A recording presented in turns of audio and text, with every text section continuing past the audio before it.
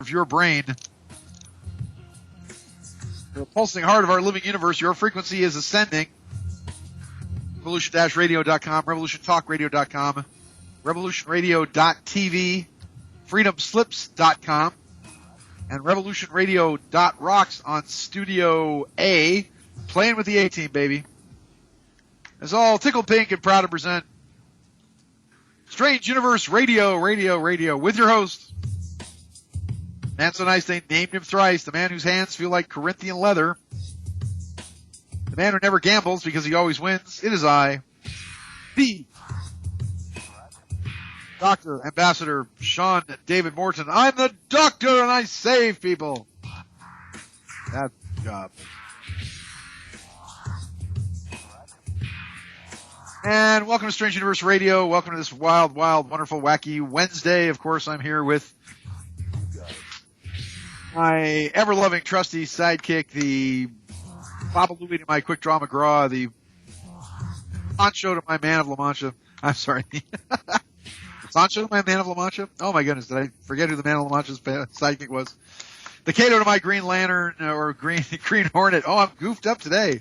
The Kyle Rayner to my Hal Jordan. Ooh, that's getting obscure. Well. That's a way to start out the day, with a complete mind gas. Anyway, welcome to everyone here. We've got a lot of great stories for you today. Of course, we're hoping you'll all call in. And it's feels weird because I come on my show and then Steve cops all my stories before I even get here. Because he's Johnny Quick. He's Johnny on the spot. He's on before I am. So hopefully we carry on a dialogue about some of the interesting news of the day. I am transmitting from,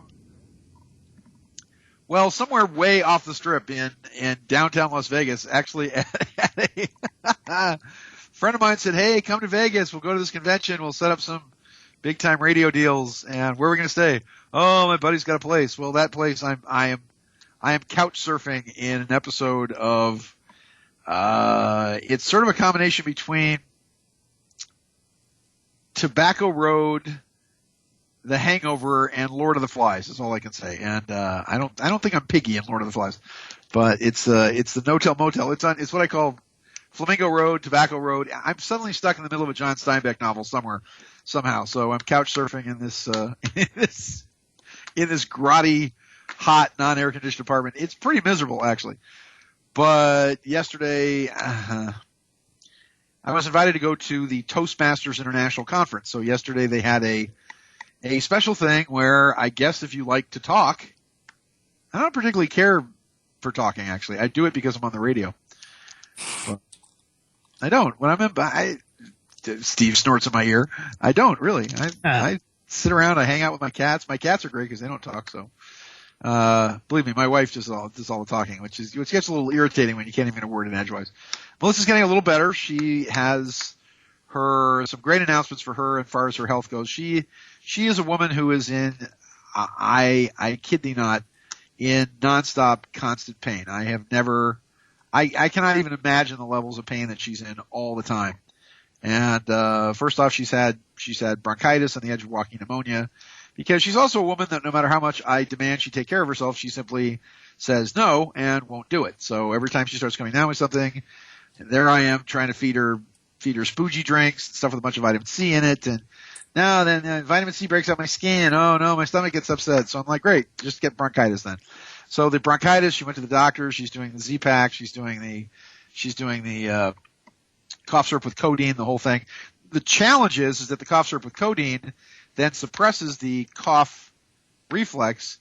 Then when it wears off in the middle of the night, suddenly she's got to cough and basically get all the phlegm and the gunk out of her system. And it's horrible. She's like pulled muscles in her chest and her back just from these coughing fits that she's had. But on the good news, she finally went to the doctor today.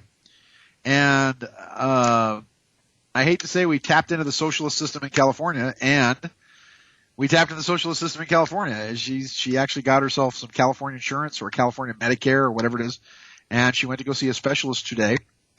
And all I can tell you is that she has knees that were put together by aliens that had never seen a human before. She popped her ACL skiing, I guess, when she was in her 20s. And so they took I think a piece of a dead black man, I think, which should give her better rhythm, I suppose. But they put a piece of I'm not kidding, a dead black man, and took part of his ACL and actually put that in her knee. But at the same time, when they rebuilt her knee, they put in a plate and a screw actually in the knee. So her knee is literally screwed.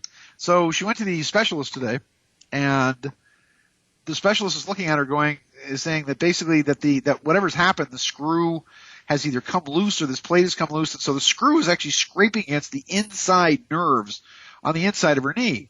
And there's fluid that's built up around it to protect it. It goes up a nerve on the inside of her leg. It screws up her back, her foot. I mean, just everything. So they set surgery for this thing, finally. And I can't even tell you, this has been a fight that's been going on for however many years, where she's just screaming in pain all the time. And it's a little tough to deal with a woman who's constantly either on painkillers, a combination of painkillers and Mexican diet pills. I'm not exactly sure which, but or both. And as I said, her uncontrolled, sometimes drug-induced rages are epic, is all I can say. And I am their victim usually. So and when I understand how much pain she's been in all this time, it's, like I said, it's mind-boggling. It's simply just mind-boggling. The fact that she has a screw that's trying to work its way out from inside her knee, the fact that the plate on her knee doesn't put her knee back together correctly, the fact that she's got a meniscus that is, it just goes on and on. It's like Frankenstein's monster, but falling apart somehow. So this doctor finally said, look, you don't have arthritis, because these other doctors refused to operate on her, simply saying, well, you've got arthritis in that knee and there's nothing we can do. This doctor said, you don't have arthritis, you don't have any of these things, you don't have whatever else. So she finally got a date to fix it, which is right after her birthday, actually, on November 17th. So this is a huge deal in my life and her lives, that she's finally knuckled down. She's finally going to the specialist. She's finally found a person that is a great doctor and understands exactly what's going on with her. So he's going to take out this screw. He's going to redo something in it. He's going to smooth out the bones. The meniscus is flat, and smooth it so it's rounded and whatever. And she'll be on crutches, he said, for about 4 days, and then she's in a boot. And the recovery time for this kind of knee surgery, for anybody that's considering it, is only about a month. So she's going to start doing what they call prehab instead of rehab, which means she's got to go to the gym and get in the pool. And you do these little tappy steps where you walk backwards in the pool, and it builds up all the muscles around the calf and around the quadricep and the thigh and whatever else. So we're just gonna get her in the pool and I'm just gonna grab her by the scruff of the neck, like I have to do, and wrestle her down the stairs and stuff her in the trunk of the car and let her out at the gym and just say, here's your clothes and go get changed and do what you're gonna do. So anyway, so that's what's going on in my existence. And then for me, actually, it looks like they might finally operate on this tissue in my nose. I have all this scarring up in my nostrils because I got punched in the face a lot, which is just my charming personality, I guess. No, I played. Look, I lettered in 3 sports in high school. I lettered in swimming, varsity swimming, football, and I was on a varsity swim team. I was an SPAL Northern California wrestling champion, and I was on 3 SPAL champion football teams, freshman football, and then I actually missed football for 1 year. Actually, I went afterwards because I was in Egypt for a period of time, but I was on 3 award-winning football teams in high school, and then I swam also, and the rest of it mostly to get out of the house, mostly so that I didn't have to go home after school. And I would get done with school, I would do sports, and still I would come home from sports getting all beaten up and whatever else. My mother would still make me listen to a Bible tape while I was doing my homework, and then I couldn't eat. I mean, even though I was starving to death, I couldn't eat until I gave my mother a report on the Bible verse that I just studied for an hour, usually in the original Koine Greek or Chaldean or Sumerian or ancient Hebrew or whatever it was. So, which is why I'm this bizarre freak of a talk show host, I guess. So there's that. So that's what's happening. I actually went down to Mexico with a friend of mine. She got a bunch of dental work done. I got a CT scan of my head.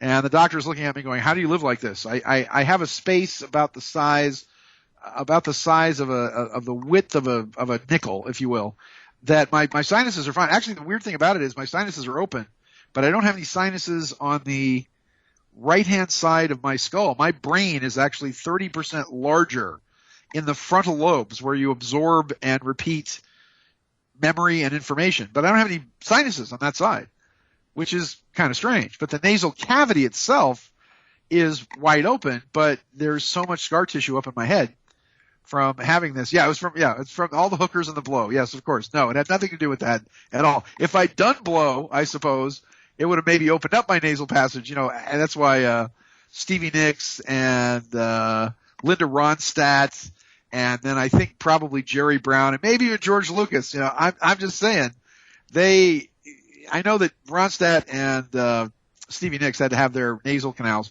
completely reconstructed because they just completely blew out their nasal canals from doing so much coke. I mean, from doing blow.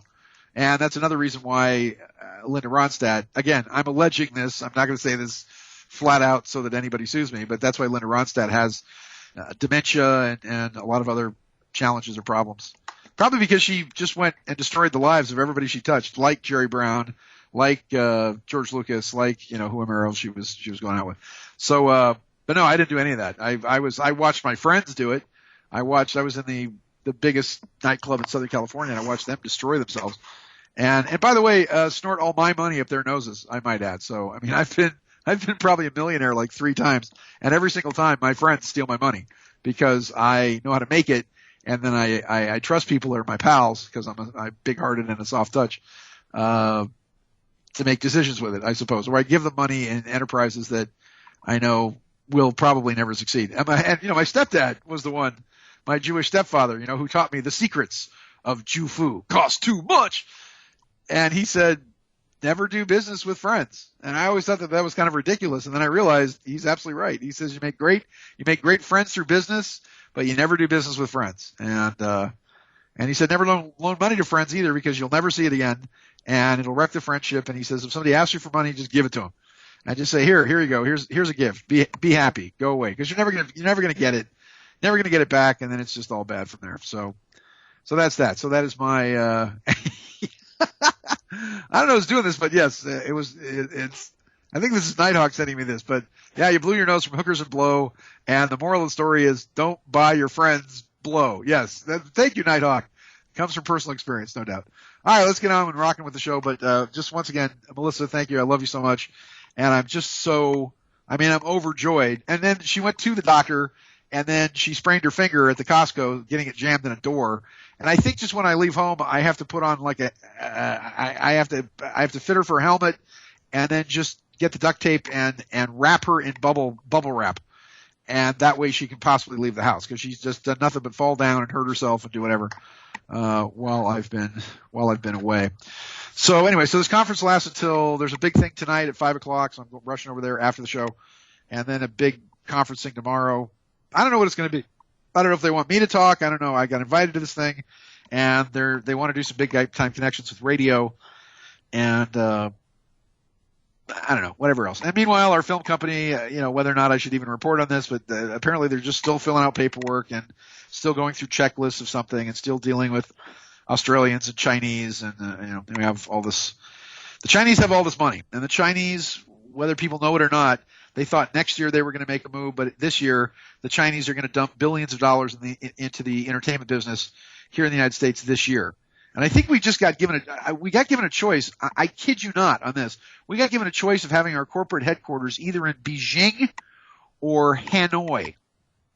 Yeah, Hanoi in North Vietnam. I figured we would put our offices in the penthouse suites where when John McCain was supposed to be sitting in the Hanoi Hilton as a prisoner of war, where they put him with a couple of Vietnamese hookers while he was making propaganda movies for the North Vietnamese. I figured maybe we could get those offices.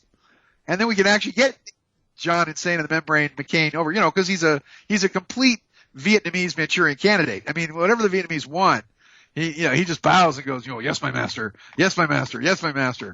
So, even people who he was part of the whole delegation to go to Vietnam to not only get our POWs back, and by the way, we had proof of life of at least 1,500 POWs, which of course all got killed thanks to John McCain. But so don't get me started on John McCain.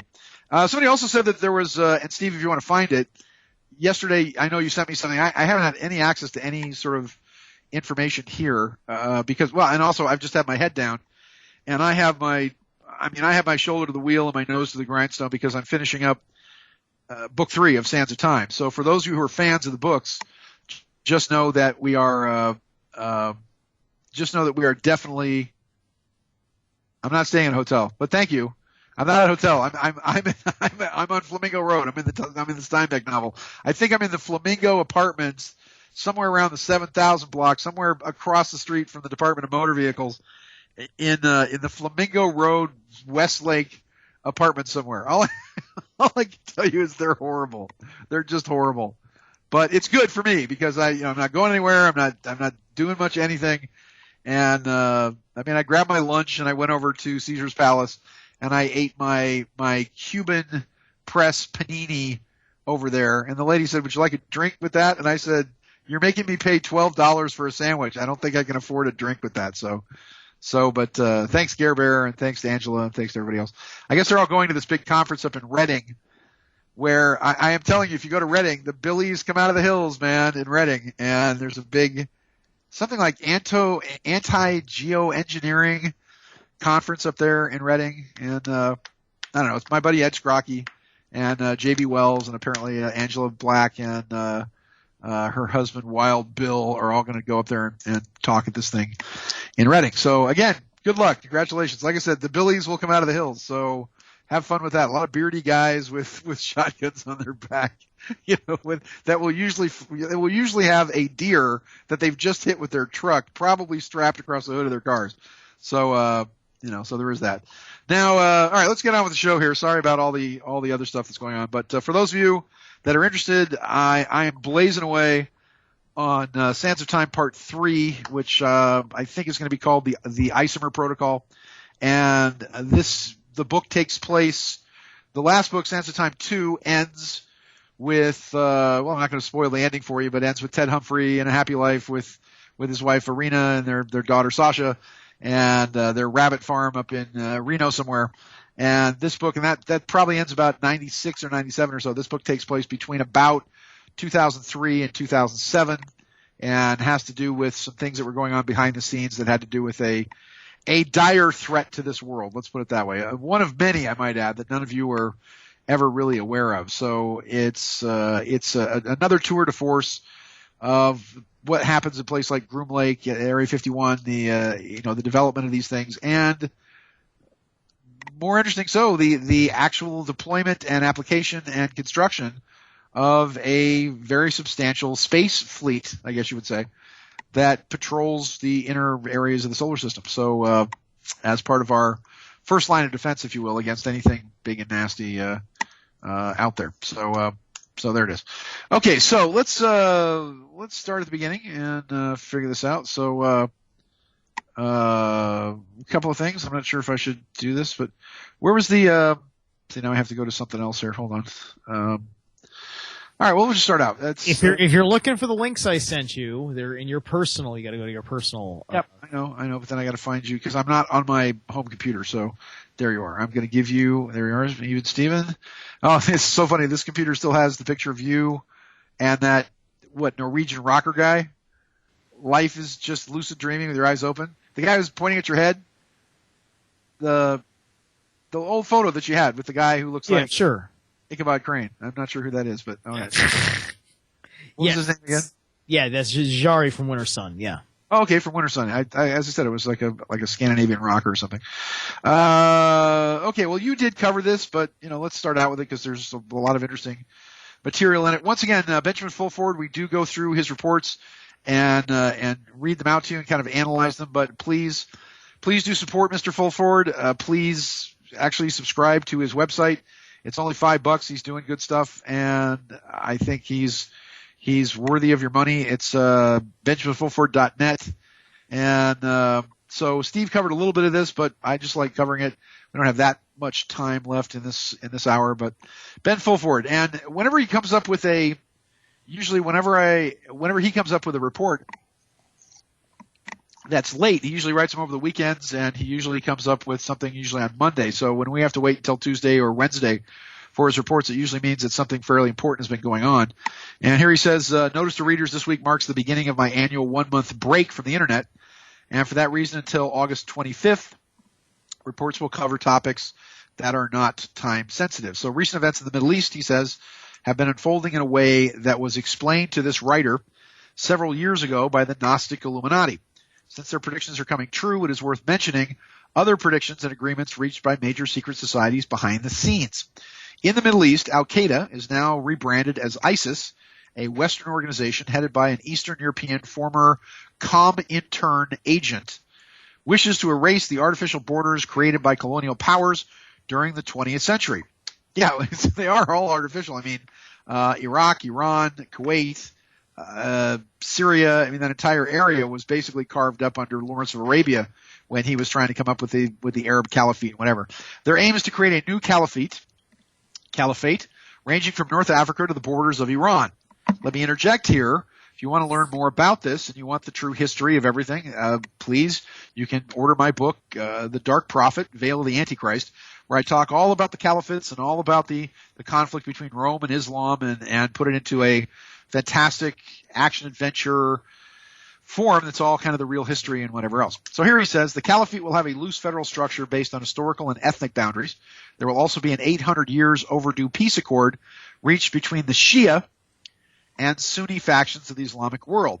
The Shia will form part of a Persian empire that will include parts of what is now Iraq, Syria, and Lebanon, and the Sunnis will be divided ethnically, mainly into Arabs, Kurds, and Turks.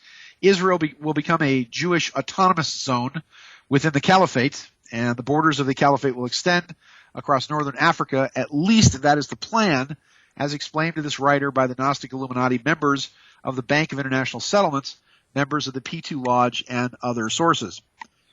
By the way, before I heard this was all in my book, Veil of the Antichrist, or The Dark Prophet, of a character that rises and does this and actually comes up with a lost Muslim holy book, a real book actually called The Book of Truth of the Alienation of the Rose, and he finds a way from preaching to this book to actually then unite Islam, which is our worst nightmare, really, because of Islam.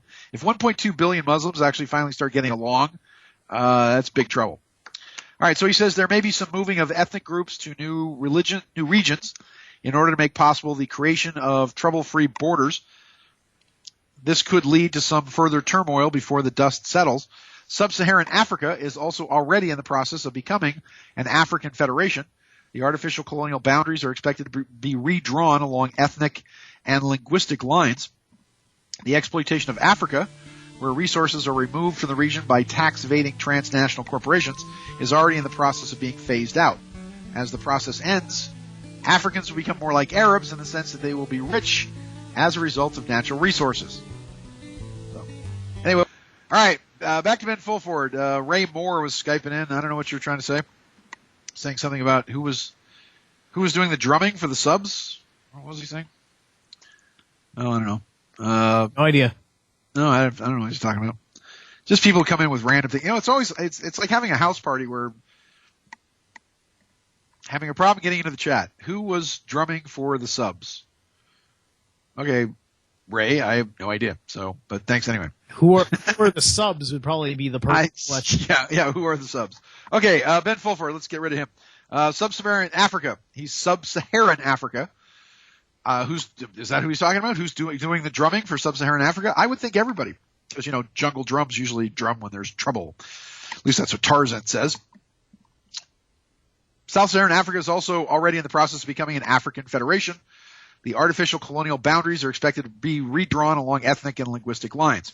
South America is also forming a federal government union, which are never good for anybody. Centralizing power, haven't you noticed? Not good for anybody ever. So right now there's a tug of war between the North Americans who want to merge South America with North America, which is just happening thanks to Jerry Brown, actually. He's just letting them all just ooze in. And good on you people in San Francisco. How do you like all those illegal aliens killing you all? How do you like that? Anyway, and the Europeans and the Chinese who would like to deepen their connections with an independent South America. The Chinese are now using the BRICS alliance as their method of seduction. The Europeans are using an Argentine pope. The Americans are just trying to open their borders to attract immigrants and create a de facto union with Latin America. Isn't that nice? Actually, they're just all going to move into California and vote out Jerry Brown and simply decide California is going to be part of Mexico again. I live in northern Tijuana. We used to call it Los Angeles. But that is what is behind the U.S. government's orchestrated campaign to welcome Latino immigrants. In the end, the loose political structure will be what the Japanese call tamamushi colored. The tamamushi is a beetle that appears to be different colors when seen from different angles. In other words, everybody will see the color they want to see in this new arrangement. Because there's not going to be any racism in the future. We're all going to be kind of a motley shade of gray, which might be another reason why aliens might just be from the future.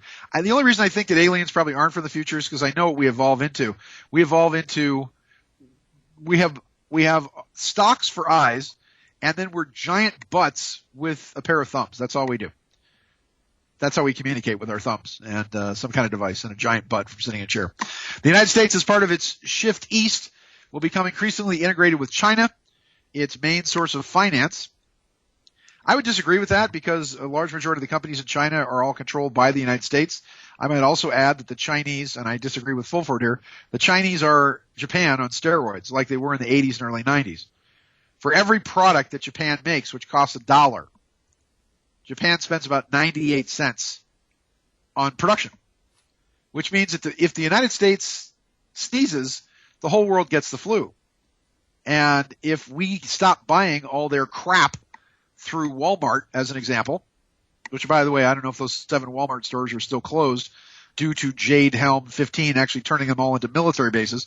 But if the United States goes down, once again, the Chinese realize that they've got to feed the cow to get the milk. And if the United States goes away, China's economy completely implodes. As it is now, we've actually gone over there and introduced them to the glories of the stock market. And, of course, we've rigged the stock market. So now we're going over there, getting all the Chinese to invest. By the way, this whole the largest IPO ever for Alibaba, which is, in fact, an idea where somebody just put a conglomeration of Chinese companies into a yellow pages and put it up on the net. That's it. That's what Alibaba does. You can just look up a Chinese company on the net. And this is all out of Singapore because their offering never would have been legal in any other country other than Singapore. You never in a million years would have been able to get away with that offering in the United States. They couldn't get away with it in China either, so they do it in Singapore. And now what's happening is the U.S. companies have moved into the Chinese stock market, and we've now basically taken the Chinese to the cleaners to the point where now the Chinese government is having to step in to actually then fill in the losses so that their people don't riot. I mean, we're looking at the establishment of the stock market in China actually toppling Chinese communism. Not guns, not tanks, not ideologies, not wars, not armies, but basically the Chinese walking away from this government because they lose money. You lose me money! No more communists for you! So this will be especially true, the integration with China for the West Coast, where some cities like San Francisco are likely to end up with Asian majorities. This has already happened in Vancouver, by the way. Vancouver has the highest concentration of Asiatics. And I'm not just talking Chinese, Vietnamese, you name it. Matter of fact, when I was up there getting all kinds of permits to go work for a film production company up in Canada, my wife and I think there was a Norwegian girl that was standing next to us. We invited her over to actually stand next to us in line, but we were it. I mean, there was a line, serpentine line, all in the building and out the building, and every single one of them was Asian. All Chinese, Vietnamese, whatever, all of them. So they now have the highest concentration of Asian immigrants of any city in North America, anywhere actually outside of Beijing, which is also true for Los Angeles. Los Angeles has the highest concentration of Hispanics now than any other city other than Mexico City. Of course, in all fairness, a bunch of Hispanics were there already by the time we got there to buy California from the Mexicans. And we did fight a war with them when they didn't want to sell it to us. Then we marched on Mexico City. Then we took it, and then we paid them for it anyway, just to be fair. The Pentagon and the military-industrial complex, Fulford says, will try to morph into the foundations of a global defense force. You've already seen the commercials for the Navy with all those little red balls all around the map. It's, the Navy, we're a Navy, one force, one power. Is that really what you want? Do we really want to be the policeman for the world? We're already seeing efforts by the Pentagon to integrate with Chinese, Japanese, South Korean, and other nations' armed forces, and the type of government envisioned by the Pentagon is a meritocracy. The example they hold for this new government is of the sort seen in these Star Trek TV shows and movies.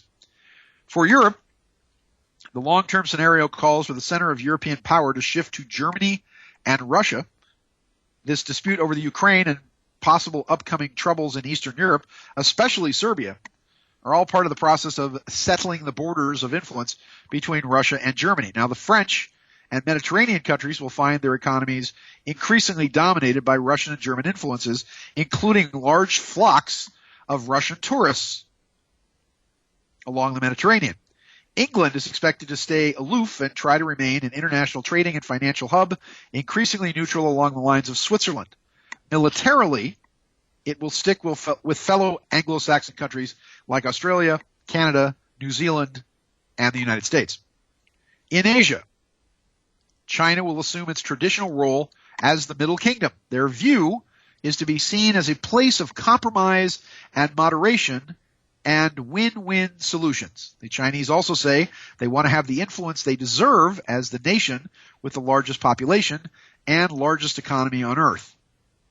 See, I also disagree with him there. Also, Fulford just needs to check his fact. China does not have the largest economy on earth. The United States, actually Europe, all of Europe has the largest economy at the moment, and then it would be the United States, and then China behind that, and then way down at the, well, actually, and then you hit Japan, really. So, but Europe has... Maybe Ben is trying to say that if you look at a real economy where your country actually does something that creates value, China's it.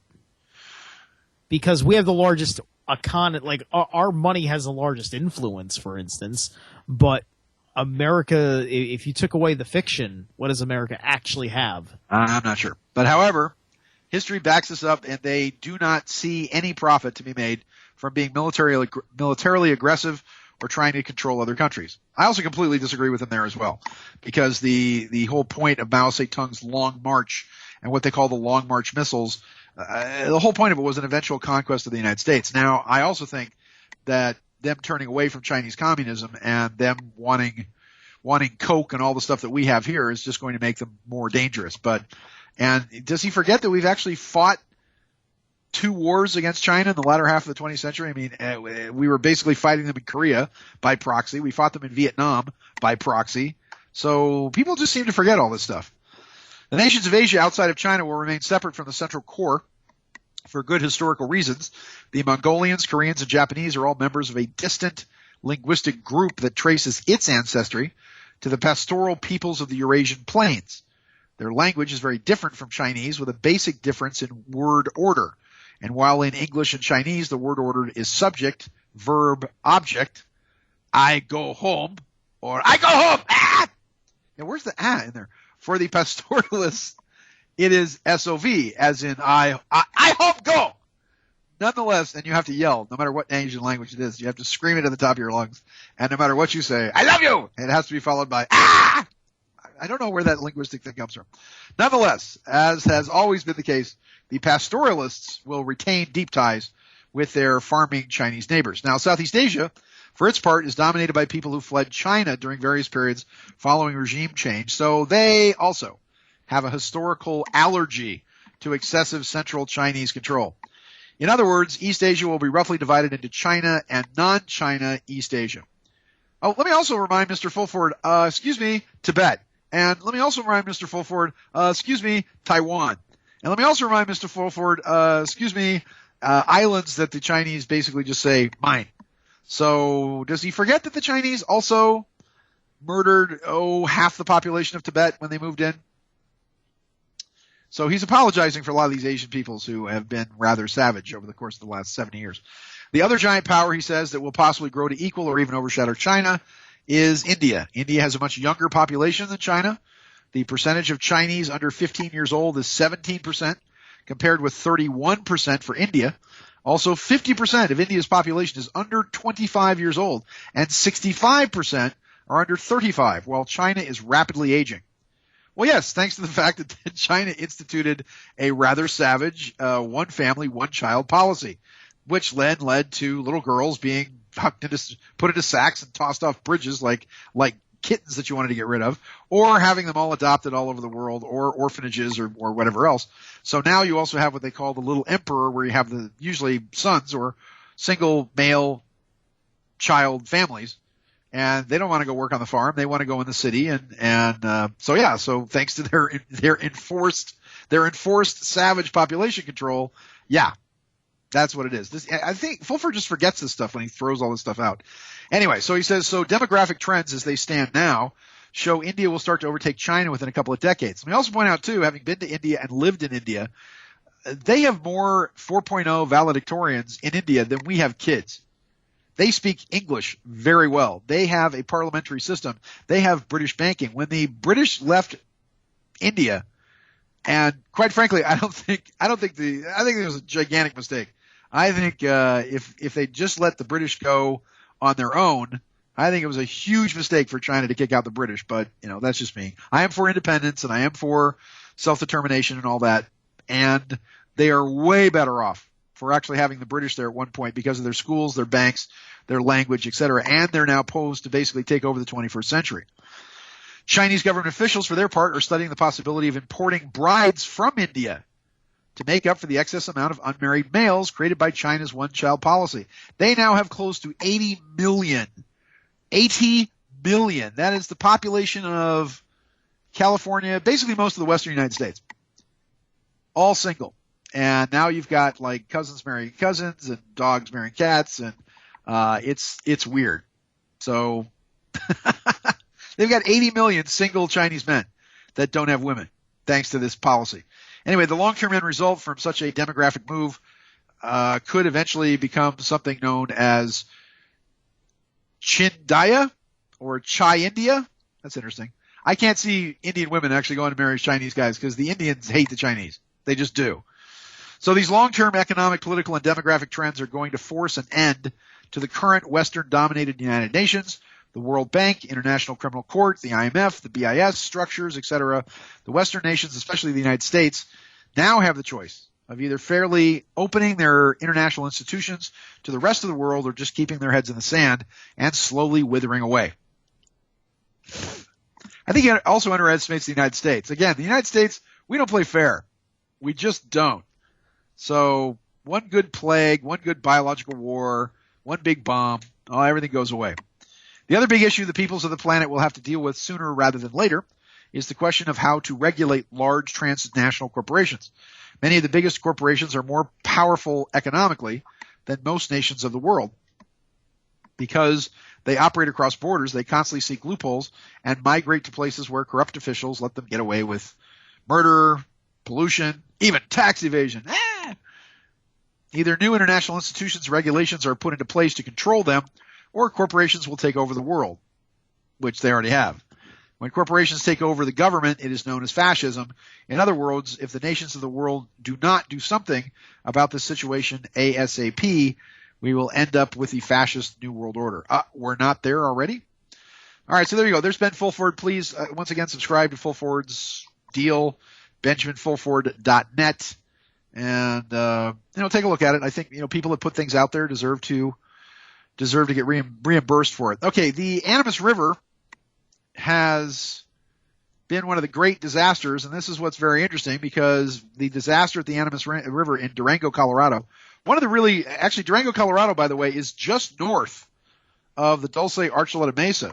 I mean, it's about 60 miles north of there. I've driven between the Dulce Mesa and that area up in Durango. It's scary. It's beautiful, but it's scary.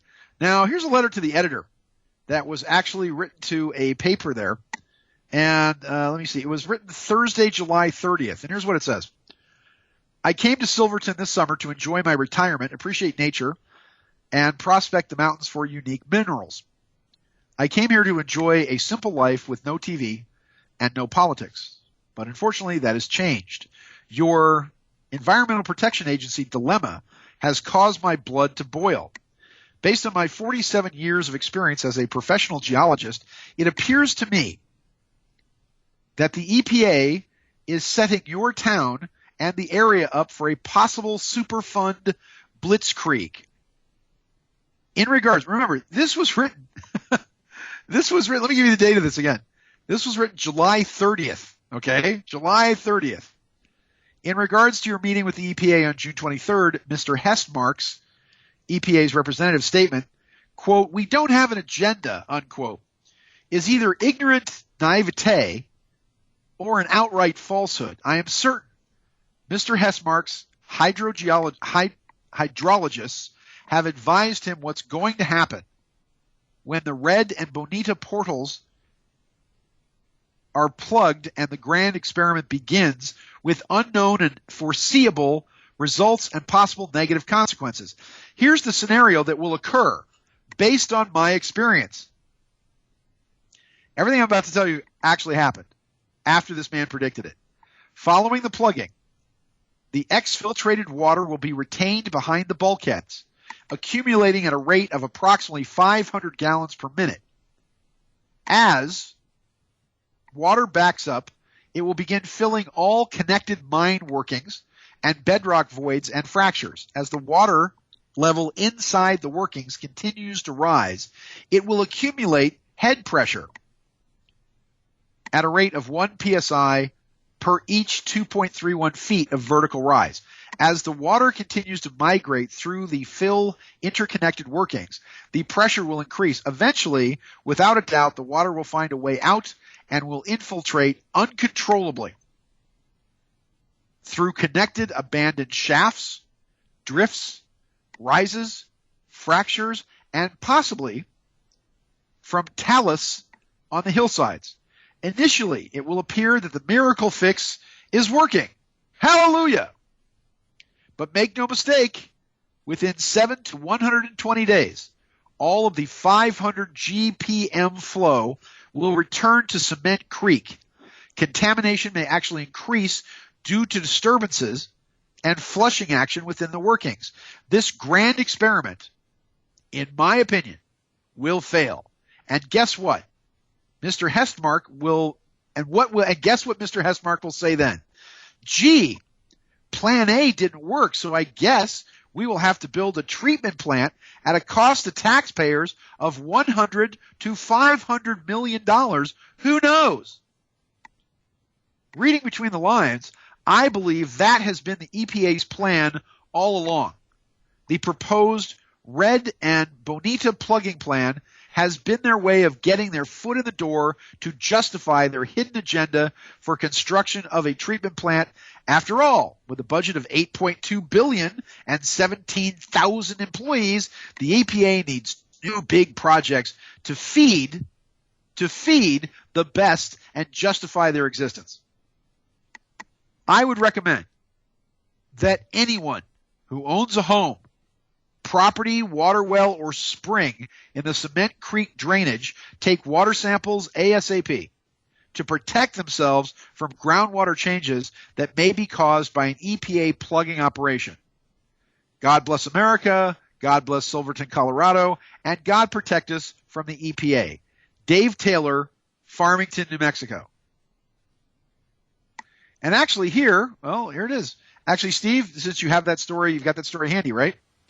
I can pull it up real fast. Yeah. Yeah, I can give it to you right here. Okay. Because after I've read that, now, stand by. Let me find you. Just a little bit of internet magic here. And here we go. Time and space. We're going to bounce it off a satellite. It's got to go through space first. There it is. Okay. And why don't you play the clip? Because this is what happened after this man from Farmington wrote this 1 week before catastrophe. EPA letter to the editor predicted Colorado EPA spill 1 week before the catastrophe, so EPA could secure control of the area. Do you have that clip to play from ABC News? Okay, I see. Yeah. I thought that was just the picture. I didn't realize it was a clip. Oh, it's a clip. It might just be a clip. No. This is a picture. It's a still frame. Okay, there was a woman on here. Okay, I'm sorry. This is it. There might be. My apologies. Here it is. Here's the clip. from Op TV. Hold on. And sorry, kids. I thought we had this ready to go, but this was my mistake. Sorry, because I didn't realize it was a clip either. Otherwise, I would That's it. Here's a clip. Here's a clip. Added value from Sean. Here's a clip. Steve, there's the clip. Yep. I got it. It's coming. Okay. Fast.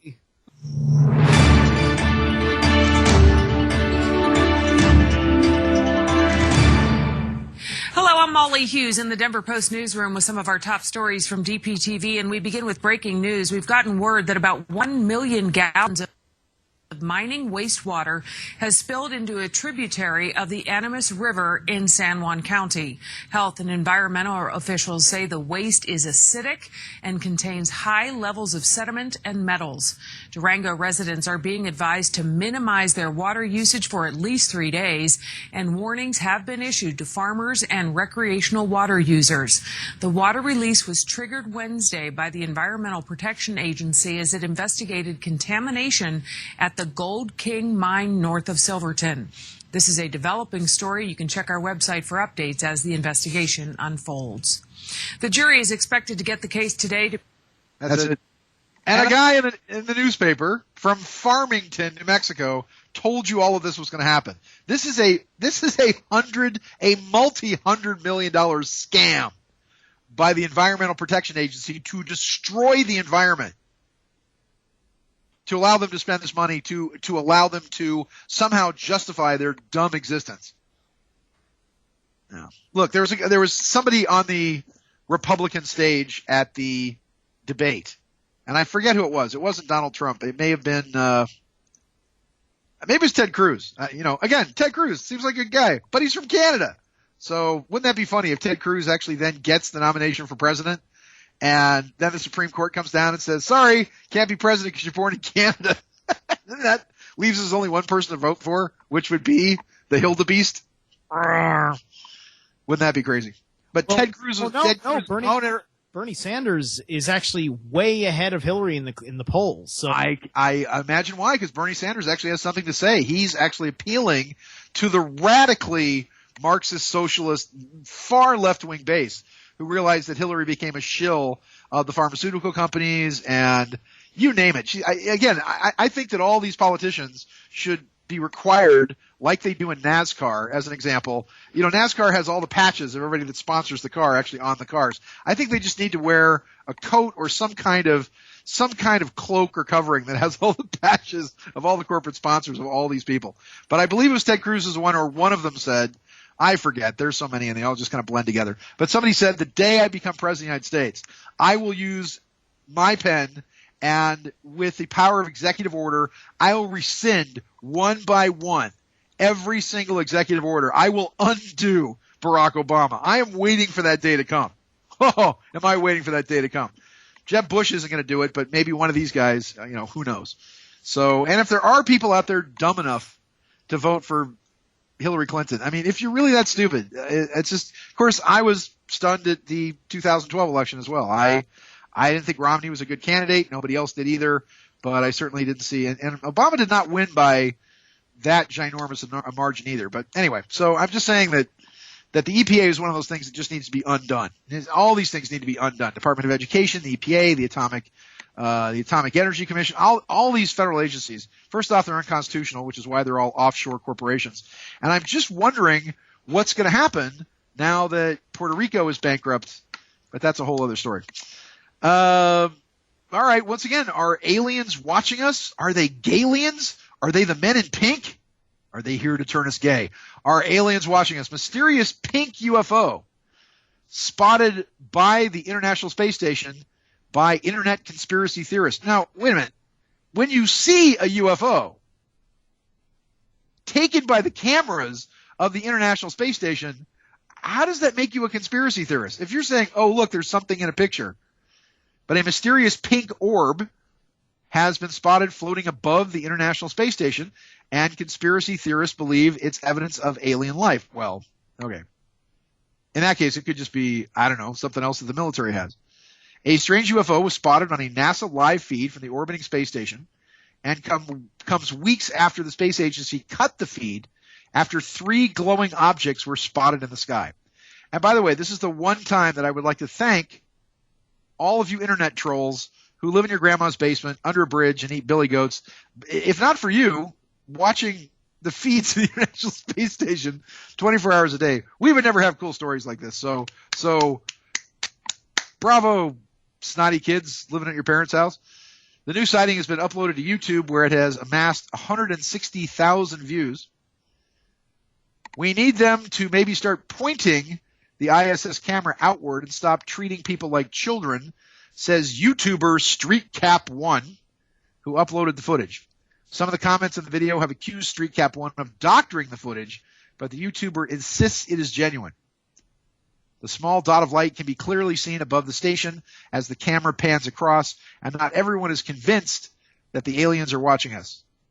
Do not let yourself be manipulated, wrote YouTuber Camille Krupra from his grandmother's basement somewhere in New Delhi. We are the most intelligent race of our galaxy. I don't know what it is, but I'm sure it's not a ship. So, there you go. By the way, just to tell you, this website, whatever it is, the Mirror website, just the side stories are: Perseid meteor shower up to 100 meteors an hour will be visible tonight. Where to see the Perseid's meteor shower tonight, your last chance to see astronomical marvel. Hey, I'm in Vegas. Maybe I'll see it. Where to watch the Perseids. No more morning after feeling. Hangover cure goes on sale in UK, but it can't stop you from embarrassing yourself when you're drunk. Peace-loving aliens tried to save America from nuclear war, claims Edgar Mitchell. Read that yesterday. Octopus genetic code is so strange, it could be an alien, according to scientists. And under a special site called Orgasms, here's what happens if you wear a Fitbit heart rate monitor during sex. Okay, wait, I got to read this story. Good news for men, as sexperimentation shows lovemaking is often a sprint rather than a marathon. And it's got a girl who looks happy with a big hairy guy on top of her. The whole world is obsessed with what constitutes a good sexual performance, and now technology just might have provided that answer. A lusty lady has used her Fitbit heart monitor to record a romp, possibly a rumpus, possibly some rumpy-pumpy, with reassuring results to men who worry their bedroom performance is more like a dash than a long-distance run. In a chart which has now been viewed more than 600,000 times on the website IMGUR, an unnamed woman used the gizmo to sketch an unflinching account of her journey from foreplay to orgasm. She had an 8-minute fat burn at 109 average beats per minute. Let me see. And she goes from that to, I can't tell it, from condom, I'm on top, which is high, knees give out, him on top. She reaches wow, this is pretty low actually. I orgasm at 123 beats per minute. He orgasms and aftershocks at about 118, and then it slakes off the other side. Take a breather. The chart starts with the moment a condom goes on. Before, of course, the man's heart rate drops drastically when that happens. Before journeying through the peak of pleasure, the aftershock or partner's special moment, and then the post-coital breather. Her heart rate then plunges, prompting one Imgur user to comment, "Did you literally die afterwards or something?" Because it just drops off the chart. I mean, it literally looks like she goes into defib here. During the 8-minute bout of passion, 8 minutes, the woman kept up an average heart rate of 109 beats per minute. All right, that's pretty good. Other users of the image sharing site seemed quite excited to see her chart. "I just discovered my new fetish," one man panted. "Reading Fitbit's statistical analysis of a stranger's sexual encounter. Wow, made me hard." One commentator said the length of the encounter had proven reassuring. "All these comments about 8 minutes being long got me feeling good about myself." Best comment ever, best cut ever, and I will take it. Was against me, so I'll say this. I think I made a comment at one time where I said in college, the best album to make love to, and I've said it once and I'll say it again, the best single song to make love to when I was in college was In-A-Gadda-Da-Vida by Iron Butterfly. Because it starts out kind of slow, gets fast and crazy at the end, has a bunch of little weird interludes. It literally sounds, there's one guitar part where it sounds like elephants are having sex. And it's exactly 19 minutes and 46 seconds long. And it's the perfect lovemaking song. And my wife deadpanned and said, "What did you do with the other 19 minutes?" But you gave me credit though, because at least it was 46 seconds. So, there it is. All right. So I just want to read that. All right. Racial, here's a bunch of stories that back up the letter from Shadow Man, let's call him, who was the kind of a contact of Ted Humphreys, if you will, who's come back around, who went to Europe to a secret meeting, and to put the letter together from yesterday, if you didn't catch the show, in essence, they were saying that now we've got the security forces of Europe now saying, what do we do with these immigrants? Do we kick them out of the country? Will they destroy us from the inside? Do we round them up and simply kick them all out? At the same time, they were saying that Muslims are infiltrating all the various intelligence agencies. So here we go. Now, this is Jeff Berwick, and this is from the Nasara Republic Now Galactic News. You got to take this with a gigantic lick of salt.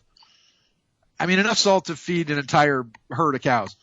Once you connect enough dots, things start to become very clear. Along with all the financial and monetary chaos we expect in the fall, we are also starting to connect the dots on planned social unrest. It's exactly what my guy was saying yesterday, saying that he feels that you can write off the East Coast, that look to the deep South. Once again, we talked about the riots in 63. Not sure that many people died in the riots in 63. I think it was like 17 or something, but that was the Deep South Birmingham riots of 63. And that it would start in the Deep South and work its way up the East Coast of the United States, and that's pretty much a write-off.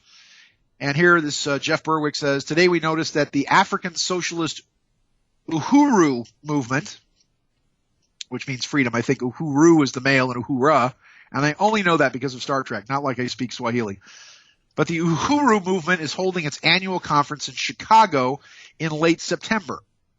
And that is only one of a number of expressions of Black and African solidarity taking place around the Shemitah end day on September 13th. And I should expand to say that it is not just the final day of Shemitah on September 13th that has our interest, but events all throughout September and into the end of the year.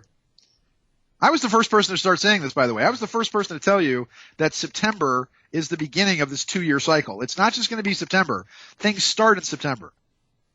But when they start in September, this is going to go all the way through to the elections, complete and utter chaos, and then whoever gets elected has to then deal with this ginormous mess, this pile of crap that's been left behind by Barack Obama, playing golf and smoking pot and crack and screwing or getting screwed by his wife. It's certainly feasible to suggest that racial tension deliberately stoked could explode in the fall and generate a kind of race war in the United States. You've already seen the media do it in Ferguson.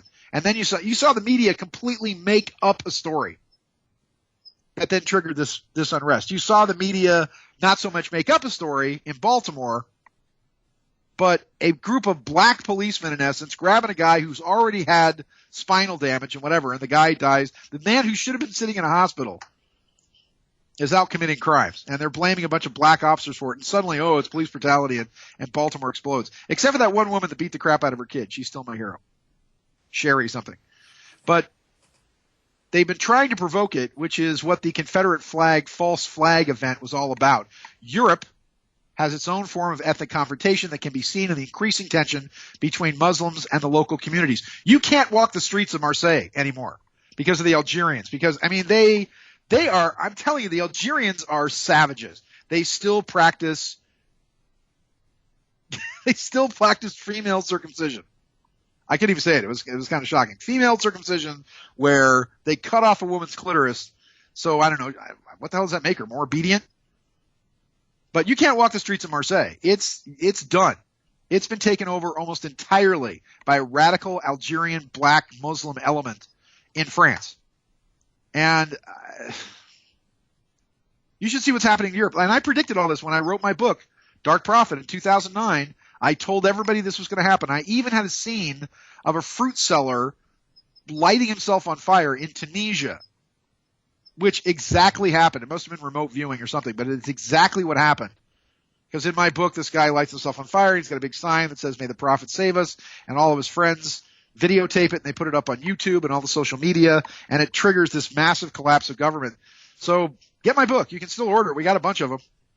So The Dark Prophet, Veil of the Antichrist, if you want to read a fantastic book that's Lawrence of Arabia meets Nostradamus prophecy meets James Bond, that's it. And it'll teach you all about the Muslim caliphates and how it all gets put together. Going back to this, it's certainly feasible. The movement's website announces that on September 26th and 27th, and by the way, there's a blood moon on those days, 2015 African people from around the world will gather at 6855 South Emerald Avenue, Chicago, Illinois. Maybe they're all going to read the books inside Obama's new presidential library, which is basically going to be a funhouse that's nothing but smoke and mirrors and white walls. But it is sponsored by Adobe Photoshop to convene the 24th annual convention of the International People's Democratic Uhuru Movement, or INPDUM. INPDUM convention is happening as imperialist white power is in severe economic crisis. Around the world, there is turmoil as colonized people engaged in pitched battles with their oppressors to throw off their shackles, and Africans are no exception. From Ferguson, Missouri to Baltimore, Africans are resisting the terror and attacks of the U.S. state and general white population, who many times act as extensions of the state. Well, hey, wait a minute. We're white people, and we're fighting the state. Hey, maybe we could join these guys. There are daily demonstrations and protests throughout cities in the U.S. around police murders of young Africans. Hey, wait a minute. There's white people getting killed by the cops, too. Planned and carried out by the communists within the USA communist rogue government, using lies, propaganda, and brainwashing with the direct intent of creating racial warfare. And the ignorant blacks have fallen for it hook, line, and sinker. Okay, that wasn't their statement. That was this guy's statement. Sorry. Yeah, but Sean, it's the Black Power Matter. I mean, the Black Lives Matter movement, Okay, because white lives don't. But anyway, market crashes, destabilizing military actions, and political ploys all mark Shemitah, as we indicated in our now viral video, Shemitah Exposed, Financial Crisis Plan for September 2015. Well, it's not planned. It is interesting because when you have a Jewish element that runs the economic system, and they are familiar with the economic rises and collapses, and you say to yourself, okay, the economics of the world appear to operate around the Jewish calendar. Oh, it must be God doing this. Or it could just be that a bunch of the guys who control a bunch of the financial system happen to be Jewish, and that they manipulate things around this calendar as well. But something's going on, and we're following countless developments as we hear. Okay. Thank you, Nighthawk. If it's not you, then I'm sorry. An article summarizing racially generated violence in the Washington Post pointed out the following. Last August, protests broke out after the death of 18-year-old Michael Brown, fatally shot by police. Not police, fatally shot by one guy after he robbed a liquor store in Ferguson, Missouri. There were protests in Cleveland following the fatal police shooting of 12-year-old Tamir Rice. In November, in April, riots broke out in Baltimore after a man named Freddie Gray died of a severe spinal injury following an arrest. A Washington Post investigation has found that police officers have shot and killed at least 500 people in the United States this year. That's true, and it's more than that. It's more like 1,200, including high-profile incidents in North Charleston, South Carolina, and Tulsa, Oklahoma. Bottom line is the cops are out of control. And the cops are now enforcing laws that are so draconian and so fascist, it's not even funny. Most of them around traffic, I might add, so that the state could actually collect more money. The shooting of Brown and Ferguson was perhaps the most high-profile incident. It exposed the significant and astonishing involvement of one of the world's richest men, George Soros, who apparently funded some of the Ferguson violence along with trying to cause chaos in the Ukraine. Millennial Activists United, MAU, posted a letter on their website stating on May 14th, 2015, many individuals and organizations of the protest movement that began in Ferguson, Missouri, organized a sit-in in the Office of Missourians Organizing for Reform and Empowerment, or MORE. That's a good acronym. The demand was simple: cut the checks. The protesters say they are unable to pay their bills after taking time to travel to Ferguson. MORE is now funded by liberal billionaire George Soros, the Times noted, through his Open Society Foundation. So what? Soros promised these people money and then didn't pay them? So the protesters wanted the money for protesting because they didn't get it, because I guess Soros didn't pay his bill. Cheapskate, Indian giver. Recently, many blacks were galvanized by the death of a black woman, Sandra Bland, who was arrested after a questionable traffic stop and then apparently committed suicide in jail by hanging herself with a plastic garbage bag. There was considerable controversy about the death, with the family of Bland maintaining in a press statement that she was killed and did not commit suicide, which is sure what it sounds like to me. Meanwhile, the Blaze.com reports that Louis Farrakhan, white devils, blue-eyed white devils, delivered a scorching speech on race relations, announcing, a rally that will take place this October on the Washington Mall, commemorating the 20th anniversary of his Million Man March some 2 decades ago. And by the way, 1 million people did not show up for that march. It was, I think if he got like 80,000, that would be planned October 10th event is done by 1,000 kids on guitars and drums and the whole thing. Take a look at the video. Learn to Fly - Foo Fighters rocking 1,000 people. And at the very end, they begged Dave Grohl and the rest of the Foo Fighters to please come to their town in Italy and do a concert. Come on, Dave. 1,000 people got together and played your song on a video on YouTube. You got to go. Get Dave Grohl on the show or something. So there it is. Okay, that's enough. People can go watch it themselves. But please do. As I said, if you want some hope and some unadulterated joy, the only person I sent it to was my friend Heather, who said no. So good job, Heather. Hope the medication kicks in. And just for the heck of it, I got to tell this. This is for my buddy JP, and also for you, Steve. I think you'll enjoy this too. Best friends graduating from medical school at the same time decided that in spite of 2 different specialties that they would open a practice together to share office space and personnel. Dr. Smith was the psychiatrist and Dr. Jones was a proctologist. So they put up a sign reading Dr. Smith and Dr. Jones, hysterias and posteriors. But the town council was livid and insisted they change it. So the doctors changed it to read schizoids and hemorrhoids. This was also not acceptable to the town council, so they again changed the sign to read catatonics and high colonics. That was also a no-go. Next they tried manic depressives and anal retentives.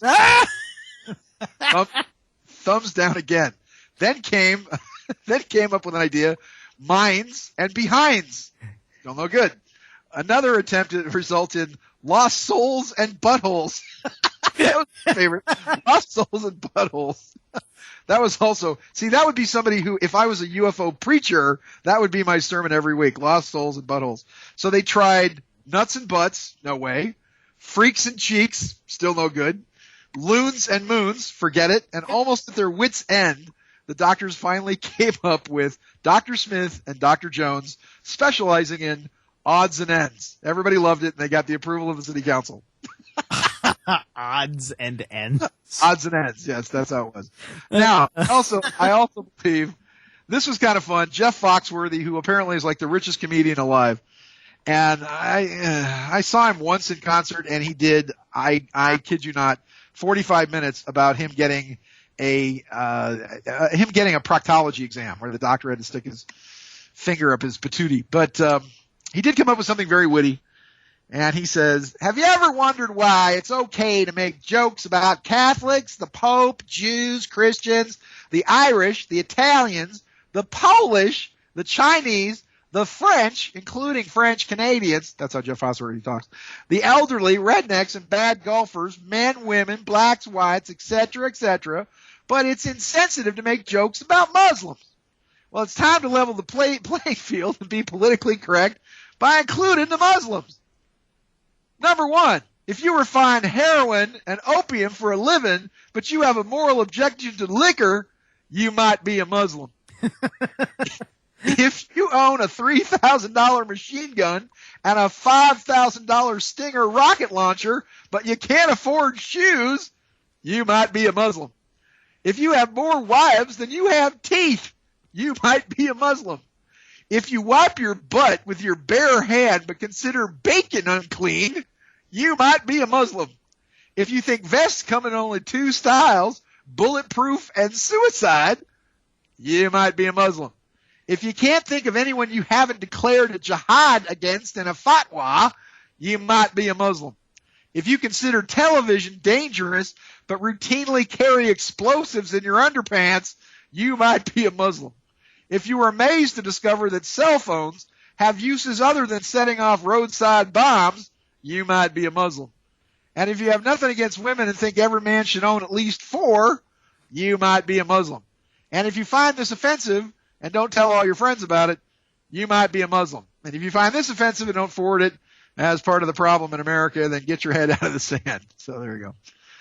Yeah, I've got that. Okay. Nighthawk is telling me breaking news, but I have the story right in front of me. Okay. So here we go. Nighthawk's giving me a breaking news story, but I was just ready to read it. So thank you, Nighthawk, for the, Johnny Dash, Jimmy Olsen sort of thing here. Fix it. Huge explosions hit an industrial area in the northeast Chinese port of Tianjin late Wednesday, killing at least 7 people and injuring 180, state-run news agency Xinhua said.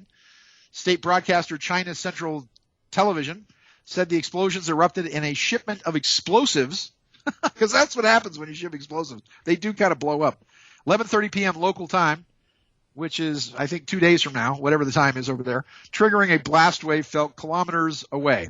Video footage shows flames lighting up the night sky, and Xinhua quoted residents in nearby districts as saying the blast had shattered windows. The agency said the explosion had ripped through a warehouse storing what they called dangerous goods, citing a local hospital. Xinhua said people had been wounded by broken glass and stones, and some were seriously hurt.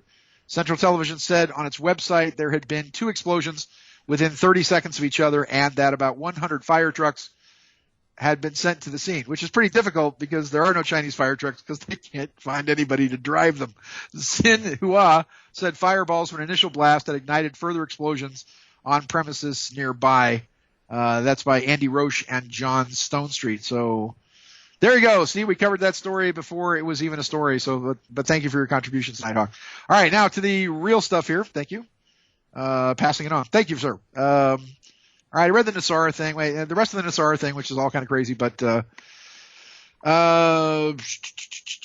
amidst all of this, you would think that a rapper appealing to an end of violence in the black rap community would be welcomed by the police and government with open arms. Well, if you think that, then you don't understand what they are trying to foment. Rapper Chief Keef, due to a number of arrest warrants, could not appear at a rap concert with his message of peace because he has a rap sheet as a rapper, and therefore came in live to a concert in Hammond, Indiana, and they transmitted him via hologram because he'd be arrested if he entered the state. There you go. And the police even shut that down. Fans of the show told Chicago Tribune that it had passed without incident before the police intervened. That I believe, because I've seen police just attack peaceful crowds of people. I've seen it. It's happened in Venice like 2 years in a row. That was in Venice, California. There was no violence. It was the police who did this, said Stefani Coleman, 17. Everyone was happy. We went through the whole show without any problems. They just waited for Chief Keef, and that's what irks me. The police do this, then they get mad that we get mad. It is clear that the powers that be shouldn't be want unrest, and as we have seen in every riot from Ferguson to Baltimore, it does seem to be always the police who create the chaos and rarely the protesters. The confluence of racial events shows us once more as if we needed further convincing that shadowy forces behind Shemitah and its end day are determined to create social chaos with an obvious eye towards additional power and control. Even if nothing takes place directly on the date, the trends are dismaying. Out of chaos and new order. Now, there is only one thing that can stop these plans, and that is enough people waking up. If not enough people are aware of the nefarious plans by this fall, the only other thing you can do is save yourself and your family. Can I point out that these are natural cycles of economics, and that if you don't rest on the seventh day, and if you don't do the things that, maybe God tells you to do, that you have enforced, that they're the natural cycles of the planet. In essence, if you look at the first 5 books of the Old Testament, they do seem to be a, owner's manual for the planet. Now, say, here's some general laws of the universe. Obey them and things are fine. Disobey them and the universe will F you up. And that's exactly seems to be what's happening. And I'm telling you, this is the beginning. This is the 49th and 50th year of the Grand Jubilee. And what does that mean? Bankruptcy, repudiation of contracts, property is returned to people that originally owned it. That's what we're working on with our processes for bonds and for debts. We now have and as a matter of fact, I need to mention this. Everybody that was working with me, everybody that's been working with me on property stuff, and by the way, this also includes your friends as well, Steve. Everybody's been working with me on property stuff and has housing stuff. You got to call me because give me a call so I can get in touch with you. And every single one of you needs to get a certified deed. Go down to the county and get a certified deed on your house because we have a process by which I think that I think right now is locked up and foolproof to be able to help you with saving property and saving your house. And it's fairly simple, but it gets these people off your back for good and forever. So all the people that have worked with me before on the bond processes and whatever else, and everybody that has stuff to do with property, please give me a call. You know my number. Just give me a buzz because we've got some new stuff for you. But first and foremost, everybody that I've talked to, and Steve, please pass this on to your friends as well. Everybody I've talked to needs to march down to the county recorder's office right now and get yourself a certified copy of your deed. Okay? Do that, and then we've got a process by which a lot of secret stuff going on here. We've got a process that will get you the rights back to your house. So there's that. I hope I haven't just screwed myself by making that comment, but all I can do is advise. I'm not an attorney. This is for educational entertainment purposes only. I make no promises and no guarantees, ever. You really just can't. And this is going to happen. As I said, the Andrew Barbeau index says that the gigantic global collapse is going to happen sometime right around the elections from about the first 2 weeks of November of 2016. So here's the windup. I can also tell you that probably the gold and bling you've got laying around the house now in terms of coins, silver, jewelry, and whatever, they should be able to buy you a car or maybe a house. And by the way, it's a deed of trust. You need a certified copy of the deed of trust. All right? Certified copy, deed of trust from the county recorder's office, and that's what you need to do right now. And then give me a call and we'll work something out, and we'll figure out, once again, for entertainment and educational purposes only. I don't know what I'm talking about. I'm clinically insane, as you know, so I think I've been tested as being clinically insane, so take that for what it's worth. And now here we go. As I said, this actually comes from CNS News, where the portion of the federal debt – now, I've told you this, that they froze the federal debt at $18,112,975 million. And that's it. And I said they've simply stopped counting the debt. So the portion of the federal debt that is now subject to a legal limit set by Congress closed Monday, August 10th. Again, at that number I just gave you, $18 trillion, according to the latest Treasury statement, which was published at 4 p.m. on Tuesday. By the way, did you see this anywhere in the U.S. press? This is Canada. The Canadians in their igloos, the snow Mexicans up there, these yes, I'm a high-functioning sociopath. Didn't you know that? I'm a high-functioning sociopath, schizophrenic, racist, homophobe. I'm not afraid of gay people. I took at least 4 of them in an alley, but, they hit like girls. What can I say? Anyway, according to the Treasury statement, it makes 150 straight days that the debt subject to the limit has been frozen at $18,112,000,000, et cetera, et cetera. It's about $25 million below the current legal debt limit, which is the Congress set at $18,113,000,000. So on July 30th, Treasury Secretary Jacob Lew, when he was sitting Shiva and he was having his lentils, Orthodox Jew Jacob Lew sent a letter to the leaders of Congress informing them that he was extending a debt insurance suspension period through October 30th. In other words, Jacob Lew just said, well, we're not going to charge any more interest on the debt. And they stopped doing that 150 days ago. So in practice, that means that unless Congress enacts new legislation to now increase the limit on the federal debt, which I do not think the Republicans are going to do, the Treasury will continue for at least the next 11 weeks to issue daily Treasury statements that show the federal debt subject to the limit beginning and ending each day frozen just below the limit of $25 million so that they can actually continue to run the government. The daily Treasury statement for March 13th was the first to show the debt subject to the limit, closing the day at $18,112,975,000. So every daily Treasury statement since then has reported the same thing, that the debt closes at $18,112,975,000. Every daily Treasury statement since Monday, March 16th. Since Monday, they froze it Monday, March 16th. Has also reported the debt beginning and ending each day at $18,112,000. Don't you wish your bank could do this? By the way, you can't pay it, we'll just freeze it. Oh, you can't pay your house, can't pay your credit card. We're going to freeze it for the next 6 months. So you don't have to pay anything more. We're just going to leave it there. But you can table 3C, debt subject to limit. So there it is. They just froze it. You can't pay it anymore. You know why? Because they don't want the Democrats going to the election next year with a $20 trillion debt, which is where it's going to be, which is exactly what I told you years ago. That's what Obama was going to leave us with. He was going to, whoever takes over, whether it's the Hill of the Beast or President Donald Trump and I think, what would America be like when Donald Trump is president? Okay, kick out the Mexicans. He'd make better deals with China, and he would absolutely turn the White House into a 37-story tower. But he would have his mistresses on the floor right below, and Jack Nicholson would probably rent the top floor. So there you go. And while we're on the subject of the Treasury, at almost the same time last week that the outgoing U.S. attorney for the District of Columbia, Ronald Mackin, gave Lois Lerner a get-out-of-jail-free card over her contempt of Congress citation, the Justice Department and the Internal Revenue Service have suffered a huge procedural loss in a court fight in Ohio. And whenever anything bad happens to the Internal Revenue Service, it makes people happy. In litigation filed in 2013 by conservative organizations that were targeted by Lerner and her colleagues at the IRS, a federal judge granted a motion to compel and ordered the Internal Revenue Service to produce the names of the 298 targeted organizations identified by the IRS for the Treasury Inspector General. 298! Nixon had 50 guys that he just wanted the IRS to lean on, and they didn't even do it. And he was getting impeached for it. Nixon bugged 2 hotel rooms, and they impeached him for it. Barack Obama's bugging the whole world, and he's still some kind of freaking hero? How far have we slid?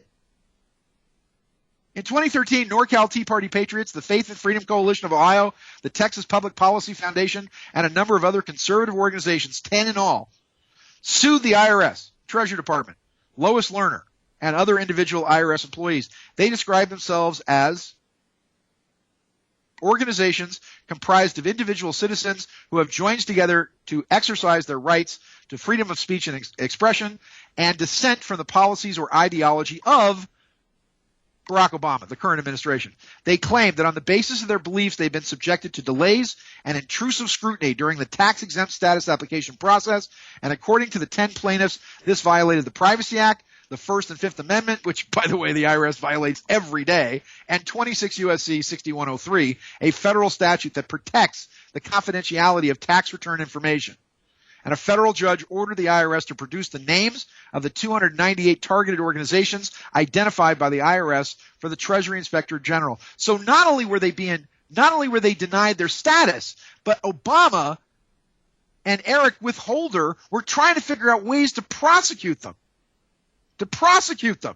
Based on them. And this could have also altered the election, that had they had these PACs, maybe they could have overthrown Barack Obama. But a similar suit was filed by True the Vote in federal court in the District of Columbia, was unfortunately dismissed in October 2014 by a federal judge who said the case was moot after the IRS finally granted True the Vote's tax-exempt status in the middle of the litigation. In other words, they sued him, but then they said, oh, okay, I know you're suing us, but here's your tax-exempt status. We just lost it. However, the Justice Department's similar motion to dismiss the Ohio lawsuit failed last year, and on July 17th of 2014, Federal District Court Judge Susan DeLotte dismissed the claim under the Privacy Act and all the claims against the individual IRS employees, but she refused to dismiss the constitutional and Section 6103 claims against the IRS and the Treasury Department. Since then, the plaintiffs have been trying through the discovery process to identify all the conservative organizations unfairly targeted by the IRS so that they can seek class certification. And if they can convince Judge DeLotte to certify a class, then the lawsuit would expand from the 10 original plaintiffs to all the organizations on Lois Lerner's hit list. And this would greatly expand the risks to and potential liability of the government's criminal activity. But the IRS is in a fitting bit of irony, refused to turn over the names of the organizations whose applications were mishandled, claiming that that would violate the confidentiality requirements of Section 6103 that they were being accused of violating. What a Byzantine empire this is. On April 1st, in what must have seemed a cruel April Fool's joke to the Justice Department lawyers handling the case, Judge DeLotte denied a protective order sought by Justice to prevent the IRS from being forced to turn over this information. She pointed out that Section 6103 has an exemption for tax information directly related to an issue in a judicial proceeding. And since the identity of all the targeted organizations, quote, is directly related to the issues of class certification in this federal court proceeding, she granted the plaintiff's motion to compel. Specifically, she ordered the IRS to produce, well, all charts, lists, spreadsheets, documents listing the organizations, and the document titled Advocacy Case Tracking Sheet that the IRS sent the Inspector General on the same day, trying to get these people prosecuted. The arguments in the case by the Justice Department are just another example of how the IRS has been hiding behind Section 6103. The law was intended to prevent the IRS from publicly disclosing private tax information, such as its illegal disclosure of tax returns of the National Organization for Marriage, because the IRS agreed to pay them $50,000 to settle the case. But the IRS has been trying to use this law to prevent having to disclose its abusive treatment of taxpayers. And they just won a very important second round that will allow them to finally discover the identity of the organizations that the IRS pursued in its attempt to suppress free speech critical of the Obama administration. Unbelievable. And Obama gets away with this stuff because he's got the media kissing his entire butt.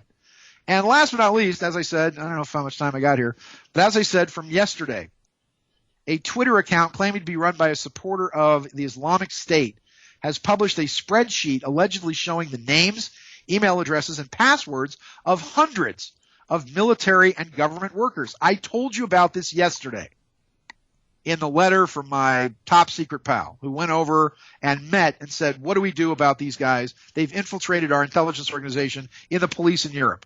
And the account is linked to a spreadsheet which includes Foreign Office workers and a local council employee, and urges its terrorists to carry out attacks. The majority of those listed are based in the U.S. within the Air Force, Marines, NASA, and the Port Authority of New York and New Jersey.